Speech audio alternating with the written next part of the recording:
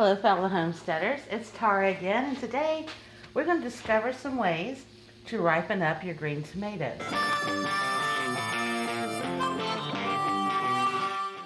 If you have one that's kind of looking like this, with some orange on it and some yellow, you could probably put it in your windowsill and let it ripen that way.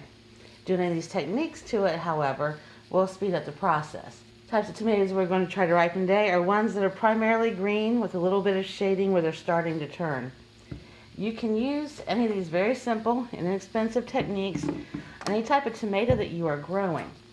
Some people get confused when you're told to find a tomato that's at least baseball size, like this, to fit in the palm of your hand, and you can't use one of these smaller to ripen manually indoors, that you can't do your cherries, your grapes, your pear tomatoes, and you can do those. They're talking about full-size standard tomatoes. You don't want them to be any smaller than a baseball size, because if they're not, they're probably going to be hollow inside, and they just have not matured enough that they can continue on and ripen. They just haven't peaked the way that they should. This one is a perfect candidate for ripening because it is green and it is large, but it also has some shades where it's turning colors. But during further inspection, you can see there's a lot of wormholes in it. You might still be able to ripen it and cut off some good. It depends on how much space you have to ripen them and how many supplies on hand if you want to bother with one that is already marred. This one is pretty small. It's smaller than a baseball size. It's not a very mature tomato. If you listen, it's kind of hard where it has grown. It's not all soft and moist like a really young tomato would be, but it sounds a little bit hollow. This one probably has not matured quite enough. I'm going to put some over here that I would just refer to as seconds, and I'm going to go ahead and try those for the sake of this experiment, just so we can see how if they do ripen, and if there's enough there to eat that's worth the bother. Now this, when you're picking your tomatoes, if you grow multiple varieties, like I and a lot of people do, you have some cherries or grapes or whatever in there, it's best to, when you're picking them off of the vine, to put them in different containers, because this looks like it might be one of my cherries or grapes, but it's not. This was one that should grow up to look like this. So I can mix it in and think, oh, this is a cherry or grape one, a nice big one, even though it's really green. But it's really not nice and big. It's very small. You get something this small, and you just need to pitch it, because it's just not going to be developed enough that will be edible and usable when it gets ripened. Here's another one that's nearly ripe. I would just put this on the windowsill, but it does have a bug hole in it. But that one was not quite that ripe when I brought it in the house last night. This one, perfect candidate. Doesn't have any holes. It's a nice size for the variety of tomato that it is. And the top of it's nice and healthy, which you should pull these off before you put them in the bag. And some people even wipe them off with a damp cloth or wash them and let them dry thoroughly. Drying thoroughly is the key. Make sure there's no debris or any green matter. That's just dirt that can cause mold. I don't worry about the dirt at this stage, but I do take off the tops, because anything like that can draw extra moisture and cause mold or rot, and you'll lose your tomatoes you're trying to ripen. I think that's about all I have in here. Oh, I have another little pear-shaped one. It is very small, but for the variety that it is, it's close enough in size that it could ripen up. It's really, really green. I don't know if that one's going to ripen. You have best luck with ones that tend to have a little bit of orange or yellow on them. Here's some cherry tomatoes I brought in. They ripened overnight. They were so close. Those are the ones that you set in the windowsill. But what helped them ripen that much is they were all in a container, packed but not tightly packed, and they were getting the ethylene off of the other tomatoes.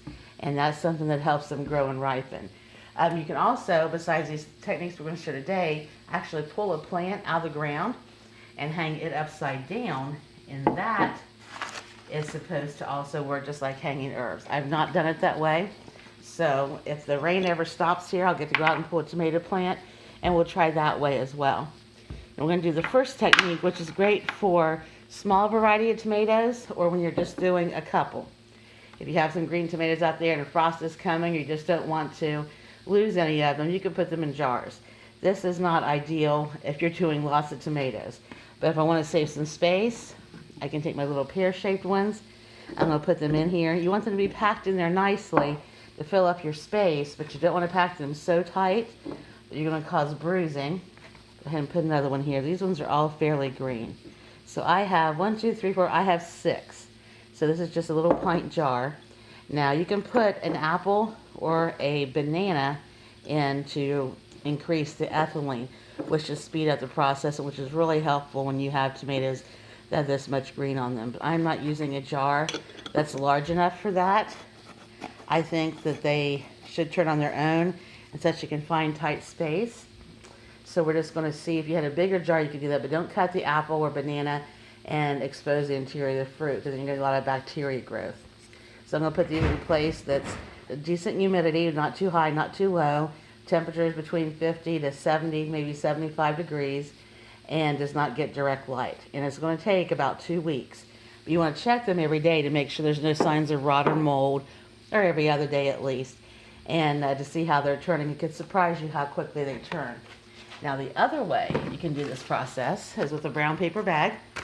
Some folks do this with plastic bags, and you may have seen commercials on television where they're selling these green bags that's supposed to keep your fruit nicer longer. It's kind of the same premise as that. I don't buy plastic bags, I've never tried that. If you do use plastic bags, you want to poke a few air holes in it for ventilation. So if you've done this with a plastic bag and you've had success or failures or have tips to share, please put that in our comments section below. Now I'm going to take some of my nice, big, at least baseball size, and see, this one has some wormholes on it too. We're going to put it aside for a second. And this has some dirt and debris, a little bit heavier than what I want. I'm going to wipe it off. And I'm going to take off the green topper here. This one actually has so much debris caked on it. It would not have been a bad idea to go ahead and wash it and let it dry. Put it in your kitchen strainer, let it dry overnight, or at least for several hours. So I'm going to put that down in my sack. You want to put, if you're doing multiple, you want to put your biggest ones on bottom. And go ahead and twist and turn and take these off. I'm not going to fill this completely full, so I have some to demonstrate the next method with. I will go ahead and put in leaves or cake to it. I had some, these were fall garden tomatoes, and there are probably 2 or 3 dozen left on the vine. We're getting a hard frost tomorrow night, so I'm going ahead and picking a lot of them just so they don't go to waste. I'm going to take a banana, and I'm going to put it in my sack, like so. It's like you're packing a nice healthy lunch treat. And I'll go ahead and throw in a couple of these pear ones, taking the tops off again. You can go ahead and pack a decent amount in here, but you don't want to pack it so tightly or they're going to squish each other. Roll it over, give it some squeezes, and give it a nice crease. That way it's not going to open up on its own. Now you're going to need to check this every couple of days. So you can just leave it like that. If you're comfortable, it's going to keep the air out enough, but still allow some ventilation. Or you can put a couple staples in the bag, or tape the bag to it. But you need to be careful when dealing with a paper bag or even a plastic one. It might tear more air holes into what you need. So you can do it either way, but just creasing it down should work. And you're going to set it aside in a spot next to your other ones. Typical humidity, not too low, not too high. Temperature 50 to 75 degrees. Now the other method is using a cardboard box. I'm going to allow myself enough space. Let me move everything out of my work area. Had more tomatoes out here for samples than what I thought. Now the cardboard box, this is a great way to go if you have a lot of tomatoes that you're trying to ripen, just like I do for my garden right now. Perhaps it's not ending your fall garden or your summer season. You're getting ready to go on vacation. They're all going to die while you're gone. So you want to go ahead and try to preserve some of them. That works as well. For whatever reason. So give you some options. Oh, well, there we go. That's just going to put us too close. You can put these straight into your cardboard box and just lay them right on the bottom. Or you can take newspaper and you can lay it out on the bottom, and that helps with the ethylene. It really needs to be black and white paper. Several people, more than several, said they use paper with colored ink. I've never used it with colored ink before. But do not use a glossy paper. That's not going to help you at all. It's going to expose a lot of chemicals to your tomatoes. And now, easy peasy, you just put your tomatoes in. I'm going to go ahead and include my seconds here. They can touch each other. That's not a problem. But what you do want to avoid is stacking. You can do a second layer if you have that many tomatoes. You want to do them in one box. They can feed off of each other again with the ethylene. But you shouldn't go any higher than 2 layers. They can start squishing each other. Some folks like to lay them in the cardboard box and wrap each tomato individually with newspaper. Doesn't hurt, it might help. These really green ones, it could speed up the process. You can put your apple in there, banana to help release the ethylene, or you can try it without doing the apple or banana. For best results, I would recommend using a fruit.